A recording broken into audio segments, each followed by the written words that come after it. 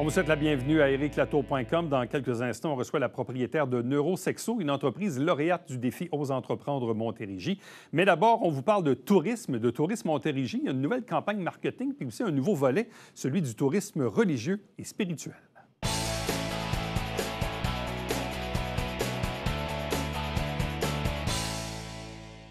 Parlons de tourisme en Montérégie. On est peut-être, oui, à la fin avril, mais si on veut avoir du monde cet été, et même un peu plus tard aussi, il faut commencer à les attirer. Tourisme Montérégie lance d'ailleurs une nouvelle campagne marketing appelée Notre bout du monde. Avec nous pour en parler, le directeur marketing et communication chez Tourisme Montérégie, Dominique Provost. Bonjour et bienvenue. Salut, ça va bien? Très, très bien, merci. Donc, le bout du monde, c'est ici en Montérégie? Oui, c'est notre bout du monde. C'est notre bout du monde. C'est ça qu'on voulait. On voulait d'abord exprimer, c'était vraiment interpeller les Montérégiens en premier lieu. Quand vient le temps, puis là, on a toujours l'impression de réinventer la roue parce que c'est un peu ça, faire de la communication, du marketing.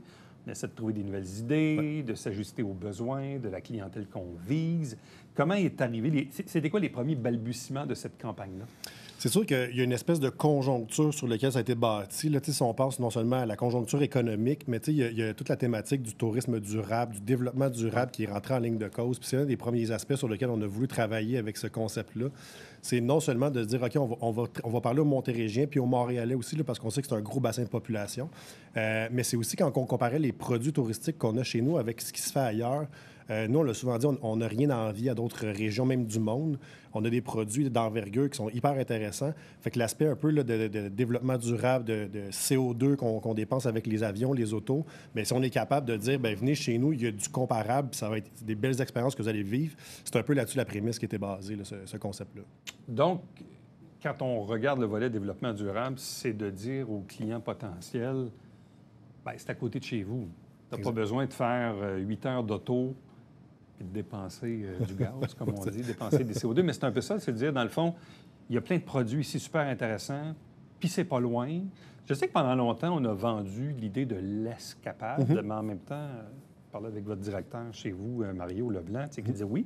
En même temps, l'un n'empêche pas l'autre. On pourrait très bien développer aussi l'hébergement. Absolument. Sur une durée plus longue qu'une simple escapade. Oui, puis souvent, c'est des idées préconçues qu'on a un peu. Puis on a fait une offensive durant la saison hivernale où on invitait les gens à venir réserver des nuitées dans les hôtels de la région. Puis on remettait une carte cadeau de 100 $ que vous pouvez dépenser dans certains attraits. Et ce que ça nous a donné comme information, c'est que il y a plus que 65 des clients qui ont eu accès à ce rabais-là, c'était des Montérégiens. Donc, on le sait que les gens veulent consommer des produits de la région. Maintenant, c'est juste de les faire reconnaître, de faire savoir que c'est la Montérégie, c'est chez eux, puis quel type d'expérience ils peuvent vivre. Je pense que c'était surtout ça aussi qu'on voulait travailler avec ce concept. Je regarde, là, je fais une petite anecdote, mais vois-tu, dans les 2 derniers week-ends, bon, il a fait super beau, là, on s'entend. Ouais. Hier, dimanche, je suis allé aux îles de Boucherville. C'est 40 minutes, là. Puis on a même acheté notre passe de la CEPAC, parce qu'honnêtement, ça vaut la peine de le faire annuellement. Puis la semaine d'avant, on était au Parc national du Mont-Saint-Bruno. Moi, je n'étais pas allé là depuis des années. Tu sais, des fois, on est là, on est à la maison la fin de semaine, on se dit, bon, qu'est-ce qu'on fait? Puis là, bien, pas qu'on n'aime pas notre coin, mais tu sais, la bande du canal, on la connaît. Puis Chambly, on connaît. Tu sais, tu as le goût d'aller juste un petit peu plus loin. Tu sais, Saint-Bruno puis Boucherville, c'est toujours le fun, là. Puis, tu sais, souvent, dans la Montérégie, c'est quand même une grande région qui est quand même assez répartie. Puis, tu sais, si vous allez voir la publicité télé, il y a une image qui est frappante, qui est la dernière, qui sont dans les îles de Sorel, l'archipel des îles. Oui. Honnêtement, là, c'est allé là une fois. On dirait qu'on est ailleurs complètement, même que proche de Montréal. C'est vraiment dépaysant comme endroit. Fait que c'est ça aussi, c'est de dire aux gens de la région puis de Montréal, déplacez-vous à travers l'ensemble de la région. Parce que oui, il y a des icônes, là, on pense à Saint-Bruno puis les îles de Boucherville particulièrement, mais il y en a d'autres partout. Puis les gens de Sorel, est-ce qu'ils connaissent Venise en Québec? C'est toutes ces choses-là qu'on aimerait que les gens exploitent. Même il y a plusieurs années, on avait découvert l'île Saint-Bernard à côté de Châteauguay. Pas loin, là, c'est 40 minutes. Là. Et on pense pas, c'est pas un réflexe, toujours un réflexe naturel. Hein, puis pourtant, c'est à côté. Fait que c'est un peu ça, là, dans le fond, c'est de brasser la soupe puis de dire aux gens d'ici ou de Montréal, pas trop loin, qu'il y a plein d'affaires en Montérégie. Parce que je pense que c'est juste une question de connaissance de l'offre, plus que d'appréciation, Ouais. parce que même on avait fait des études, des sondages pour voir comment les gens qualifiaient nos attraits touristiques, puis les notes étaient très élevées. Fait que les produits sont de qualité, il faut juste que les gens les connaissent. Puis c'est pour ça aussi que cette année, bien, on met beaucoup d'argent dans les médias de masse, là, la télévision, la radio, le numérique, pour s'assurer que les gens soient en contact avec ce offre-là, puis qu'ils aillent chercher de l'information, qui se posent des questions. Qu'est-ce qu'on voit et qu'est-ce qu'on entend dans les publicités radio-télé? En fait, c'est vraiment... le concept est basé en deux phases. La première, c'est beaucoup dans la comparaison entre certains produits étrangers avec ce qu'on a à Montérégie, puis les images parlent d'eux-mêmes. Là, on peut voir facilement que la comparaison, elle est avantageuse. Puis par la suite, on y va plus avec une rafale d'expériences qui sont identitaires. Là, si on pense à l'agro-tourisme, le vélo, les événements qui sont là aussi. Donc, le concept est vraiment bâti là-dedans en se disant que bien, ailleurs, on peut faire ça, mais chez nous, on a cette qualité-là aussi. Puis finalement, on finit par inviter les gens dans notre bout du monde à nous. Cette campagne-là sera vue et entendue à partir de quand? La première intégration se fait là, sous peu.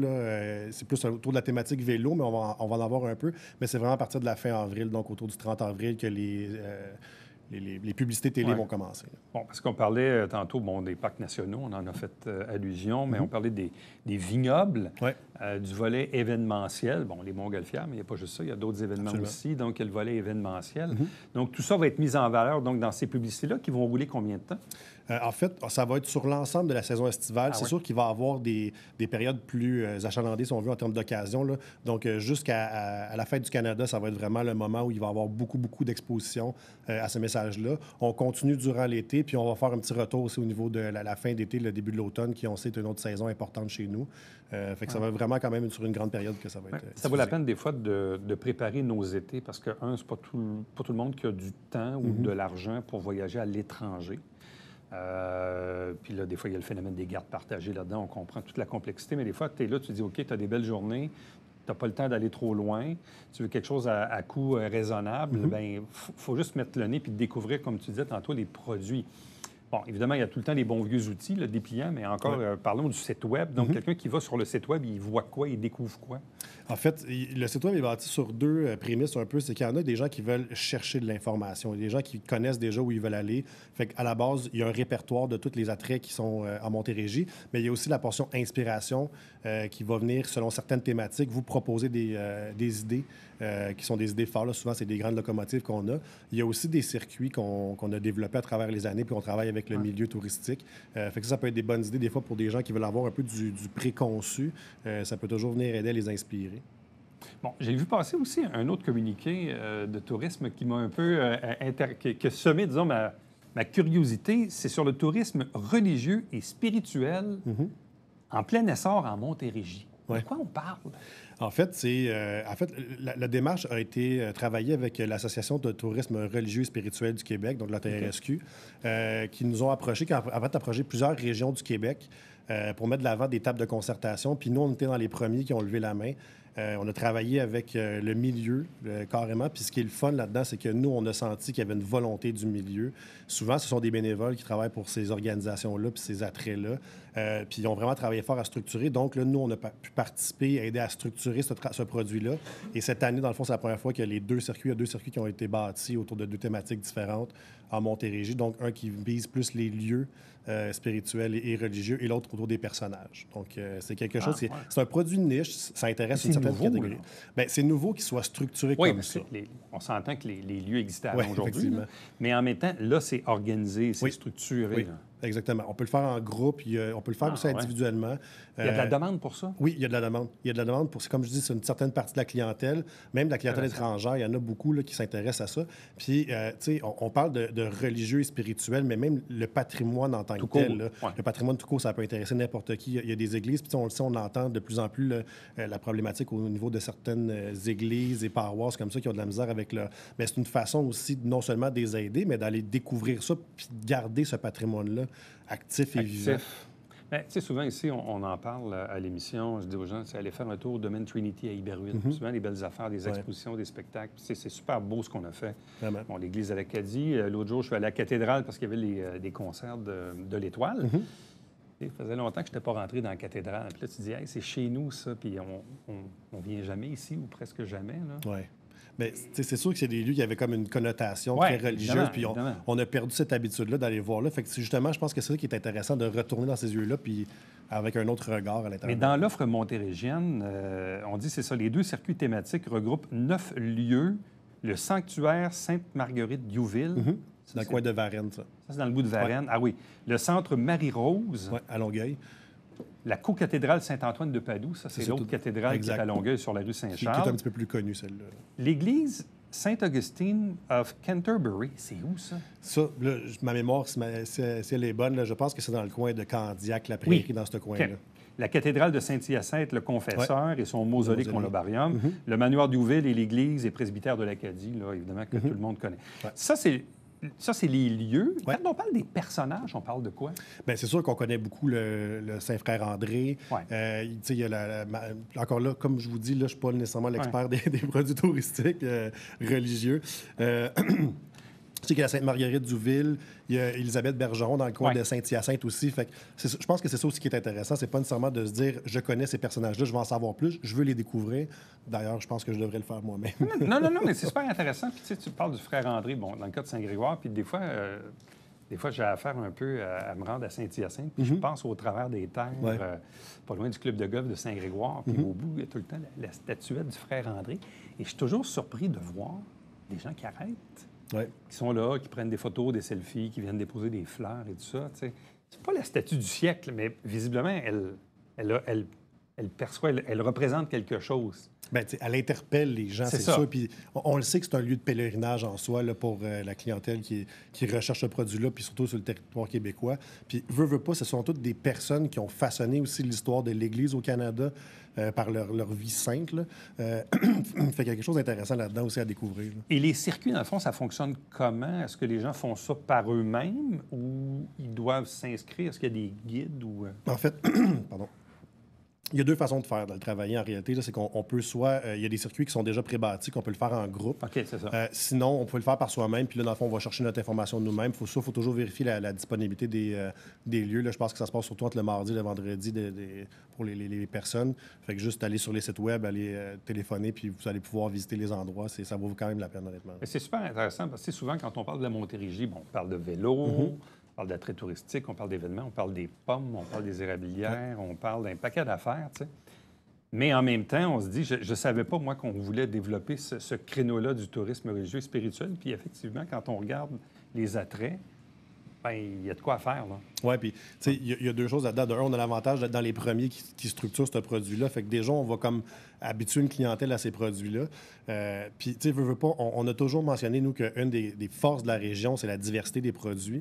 Mais diversité de produits égale diversité de clientèle. Puis c'est important aussi de ne pas les oublier, cette clientèle-là qui désire des produits comme ça puis qui soit structurée. Je pense que c'est un plus pour eux aussi. Donc, préparez votre été, regardez les différents outils, notamment le web, évidemment, et puis vous allez voir ou entendre dans les prochains jours, prochaines semaines, cette nouvelle campagne marketing intitulée « Notre bout du monde ». Dominique Provost, merci beaucoup. Merci beaucoup. Restez avec nous. On vous revient après ceci.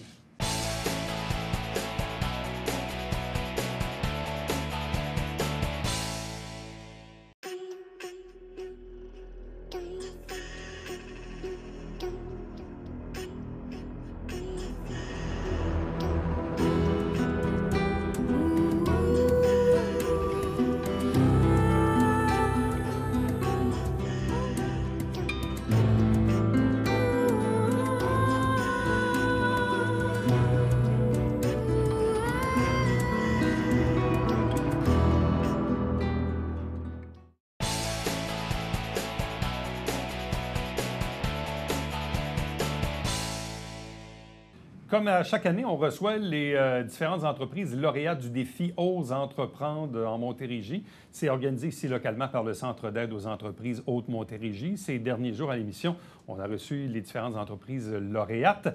Et là, aujourd'hui, on vous parle du volet création d'entreprise, service aux individus. Et l'entreprise lauréate est Neurosexo.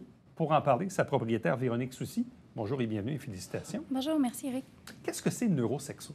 En fait, c'est une banque centrale qui regroupe tout ce qui se fait en éducation sexuelle spécialisée pour les personnes neurodiverses. Ça veut dire qu'on regroupe des sexologues, des neurologues, des docteurs, des psychologues pour pouvoir offrir, comment je peux dire ça? pour rendre l'éducation sexuelle spécialisée plus accessible. Quand on parle de neurodiversité, on parle de personnes qui sont autistes, de personnes qui vivent avec la trisomie. Et puis, ce qu'on fait, nous, c'est qu'on forme l'entourage des personnes neurodiverses pour que les personnes, justement, qui font partie de la diversité neurologique aient accès, dans le fond, à un environnement sain, qui aient droit à leur sexualité, et puis que ça soit fait de façon sécuritaire, puis que ça soit fait aussi autant à la maison. Ouais. Oui. Mais l'idée est partie de où, là? Comment on se lève un matin puis on a cette idée-là en tête, là? En fait, c'était le spectacle Iliac que j'avais avant, qui était un spectacle de variété. On avait des panneaux éducatifs. Et puis, quand on l'a présenté à Saint-Jean, on avait parlé de l'effacement de la sexualité des personnes neurodiverses. Et puis, le parrainage civique m'avait approché pour peut-être développer des capsules sur l'éducation sexuelle. Puis là, ça m'a intéressée. Je me suis dit, OK, on peut peut-être faire ça. Puis, comment je peux dire ça? De fil en aiguille. De fil en aiguille, merci, je cherchais l'expression. C'est devenu vraiment un gros projet parce que le manque de ressources était flagrant. Je contactais d'autres OBNL, d'autres organismes qui desservent justement les personnes neurodiverses, et puis il se fait pratiquement rien pour former, adapter ou même outiller les centres. Donc, c'est par besoin, dans le fond. Qu'est-ce qui fait que vous vous êtes intéressé à ce sujet-là? Je me fais souvent demander à savoir si c'est quelqu'un qui est neurodivers dans mon entourage. Par défaut, je pense que tout le monde se retrouve à connaître des personnes neurodiverses, mais l'inspiration première, en fait, c'est la sécurité sexuelle. C'est parti avec le spectacle aussi, c'était ça à la base, c'était on veut que les gens soient informés de façon inclusive, on veut laisser la parole à tout le monde, on veut que tout le monde puisse vivre sainement. Puis là, ce manque-là est tellement flagrant que je me suis dit, c'est la prochaine étape. Mais étiez-vous enligné pour faire ça dans la vie? Est-ce que vous étiez dans quel domaine auparavant? Qu'est-ce qui vous a amené vers là? Je dirais que j'ai toujours eu la fibre entrepreneuriale. Ça me motive toujours de faire des projets depuis que je suis haute comme trois pommes, quand je suis partie avec ma propre compagnie d'arrachage de pissenlit jusqu'à aujourd'hui. Ça a toujours été des projets qui ont été motivés par la communauté. Ça a toujours été des projets qui ont été motivés par la sécurité des personnes, l'épanouissement des personnes. L'art aussi, j'ai fait une levée de fonds 2 années consécutives qui était, ça s'appelait Arts for Research, dans le fond, la recherche par l'art, pardon. C'est qu'on regroupait plein d'artistes, dont c'était à Ottawa à l'époque. Donc, on avait le Musée des beaux-arts canadiens, on avait en fait plein d'artistes qui ont participé à ça. Puis ce qu'on faisait, c'est qu'on créait de l'art, on faisait une vente, un encas silencieux, et puis on avait de la musique, on avait des musiciens, fait qu'on générait, c'est comme une levée de fonds dans le fond. Puis ce qu'on faisait, c'est qu'on utilisait ces fonds-là pour payer de la médecine. Donc on avait choisi la sclérose en plaques pour financer ça. Fait que c'est toujours comme, il y avait un ami à l'époque qui avait la sclérose en plaques, donc c'est pour ça que j'avais pris l'initiative de développer quelque chose pour lui, en fait. Donc, on sent que le fil conducteur dans tout ça, c'est vraiment la fibre entrepreneuriale. Vraiment. Parce que là, vous avez touché vraiment à diverses affaires. Oui. Vous n'avez pas une formation en sexologie en lien avec l'entreprise d'aujourd'hui. Donc, c'est vraiment la fibre entrepreneuriale qui vous a destiné, qui vous a amené là où on est aujourd'hui. Oui. Puis aussi, ce qui est comment je peux dire ça? Oui, c'est la fibre entrepreneuriale parce que je me lance dans plusieurs domaine avec des professionnels du domaine. Donc, j'apprends beaucoup. Je suis pas, tu sais... Un peu autodidacte? Oui, pas mal. Probablement, oui. Oui, pas mal. Hein? Oui, je m'ennuie rapidement. Mais en même temps, vous deviez avoir, je présume, une sensibilité à l'égard des gens qui ne sont pas comme les autres. Là. On parle de neurodiversité, c'est un peu ça. Là. Que ce soit TSA, trisomie, peu importe. Là. Donc, visiblement, vous aviez une sensibilité à l'égard de ces personnes-là, qui ne sont pas pareilles comme le reste de la masse. Là. Ben, en fait, c'est une sensibilité pour les personnes marginalisées en général. Puis, c'est d'aller viser comme, si on parle d'intersectionnalité, si on parle de où est-ce que, dans le fond, comment je peux dire ça? Comment on va chercher la personne qui est en bas complètement de l'échelle et puis qui n'a pas accès à monter, puis comment on l'aide à monter pour qu'elle ait accès à tout ce que les autres ont accès à, dans le fond. Et bon, vous avez dit tantôt, vous avez comme compris ou constaté qu'il n'y avait pas beaucoup de services en lien avec les gens qui sont, disons, différents des autres, en lien avec leur propre sexualité. C'est là où vous avez fait vraiment comme un lien entre les deux pour dire, visiblement, il n'y a pas grand-chose. Et Est-ce que vous vous sentiez un peu peiné de savoir que ces gens-là, malheureusement, pouvaient peut-être ne pas vivre leur sexualité correctement ou pleinement? Oui, beaucoup, parce que, dans le fond, ça fait que les statistiques d'abus, les statistiques de violence sexuelle, malheureusement, sont plus hautes parce que les personnes sont mal informées, parce qu'ils n'ont pas droit à avoir une sexualité. On se rend compte aussi qu'effectivement, c'est déplorable qu'une personne ne puisse pas être considérée comme humaine avec tout ce que ça... Que ça englobe. Merci, oui. Oui. Mais c'est très vrai parce qu'il y a plusieurs années, je reviens sur l'exemple de la trisomie. Bon, tu sais, il y a des gens qui disaient, on ne veut pas qu'ils soient ensemble parce qu'on ne veut pas qu'il y ait des enfants, puis ils ne pourraient pas les élever, puis on part là-dedans. Puis là, on remonte à pas si loin que ça, là. Vraiment pas longtemps. Et pourtant, même probablement pour les parents eux-mêmes de ces enfants-là, il y a un degré d'ouverture qui doit se créer à l'idée que leur enfant, qui est différent des autres, puisse aussi, lui, vivre ses propres expériences. Oui, il y a aussi une peur, une crainte que la personne ne le vive pas sainement. Donc, souvent, par faute d'information, le parent fait juste dire « on ne va pas aller là, comme ça, on va éviter cette sphère-là », mais la sexualité fait partie intégrale d'une personne. Donc, ça va quand même avoir lieu, mais il y aura... En fait, ce que ça va faire, c'est que la personne n'aura pas accès à de l'information, mais aussi, tu sais, c'est important de ne pas blâmer non plus un parent qui se sent mal outillé. C'est comme si on apprend... Par ignorance, des fois, parce qu'on ne le sait pas. T'sais. Non, exactement. C'est comme si on apprend à un enfant à faire de la cuisine, mais qu'on ne cuisine pas pour nous-mêmes. Ça revient un peu au même. Il faut s'outiller, il faut aller chercher les ressources. Fait que dans le fond, c'est pour ça que nous, on entre en ligne de compte. En fait, c'est qu'on veut justement que ça soit accessible pour les parents. On veut, comme... au public, c'est possible de voir des sexologues. Il y a des ressources. Je veux pas dire qu'il n'y en a pas, mais il y a un manque d'accès qui est certainement là, comme avec la CRDI, c'est 2 ans d'attente avant de voir un sexologue s'il y a une situation qui est problématique. Mais ça prend une situation problématique pour avoir accès au service 2 ans après. Oui. Oui, c'est long un peu. Oui. Donc, qui fait affaire avec vous? Qui vous contacte? En fait, les OBNL, principalement, parce que c'est eux qui... en fait, il y a 3 volets, si on veut. Il y a le volet de former, le volet d'outiller et puis le volet d'adaptation. Donc, les OBNL, c'est les personnes, en général, via qui on passe pour offrir nos services.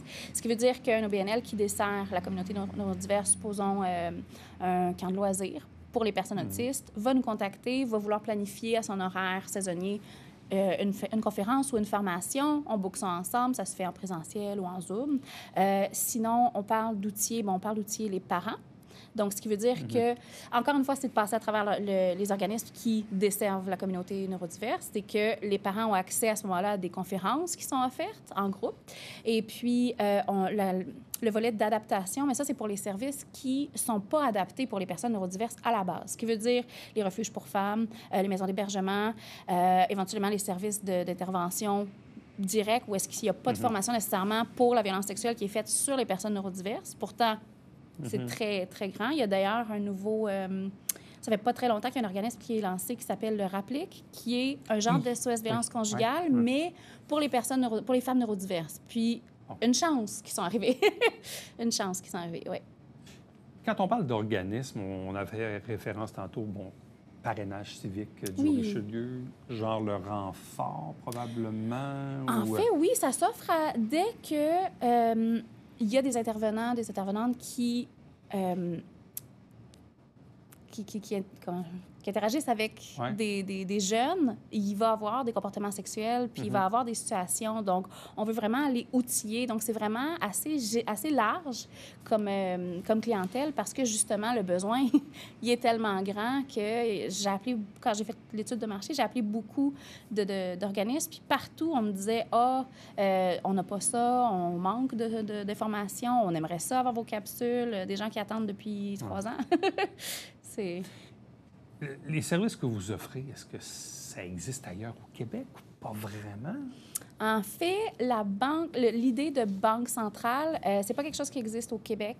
Il y a des sexologues qui offrent leurs services, c'est sûr, mais de vraiment regrouper tout ça, c'est pas quelque chose qui s'offre vraiment ailleurs, si je peux m'avancer, même dans le monde. On peut retrouver un modèle qui est semblable aux États-Unis, mais c'est pas... c'est quelque chose qui est quand même très niche, mais qui... qu'on ne retrouve pas vraiment. Donc, votre entreprise a le potentiel de se développer au-delà du territoire même d'ici, là? C'est aussi le but.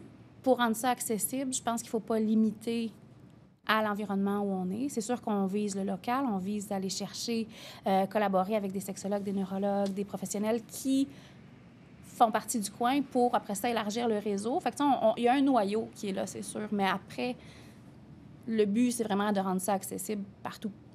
Bon, le fait d'avoir participé au défi Ose entreprendre sous l'égide du Centre d'aide aux entreprises, qu'est-ce que ça vous a fait au final?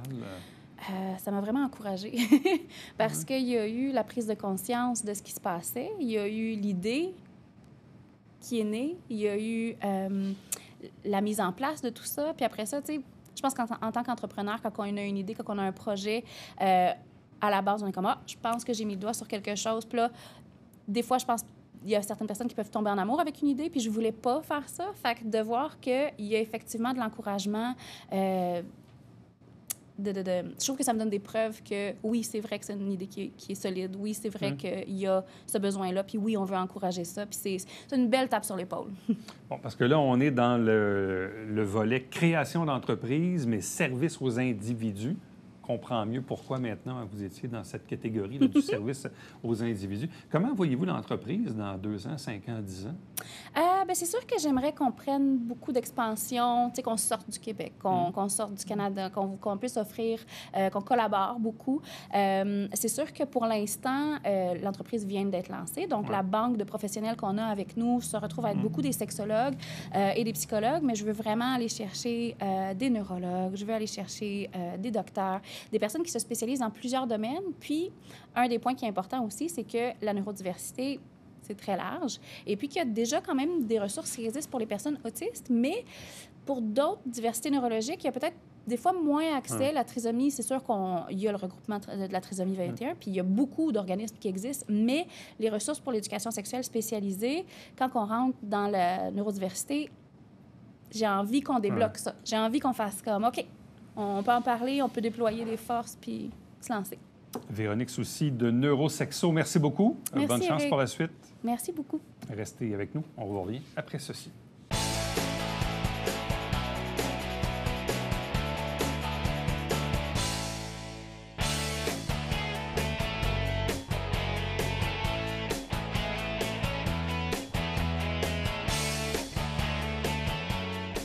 Si vous êtes des utilisateurs des écocentres de Compo Richelieu, il y en a un dans le parc industriel à Iberville, l'autre qui est plus sur la rue Godette, secteur Saint-Jean-Saint-Luc. Ça vaut la peine d'aller voir sur le site parce qu'il y a une petite mise à jour des conditions, des règles, autant pour les résidents que les entrepreneurs. Bref, allez faire un tour sur compo.qc.ca pour aller voir la mise à jour des horaires aussi de nos écocentres dans la région. À demain. Bye-bye.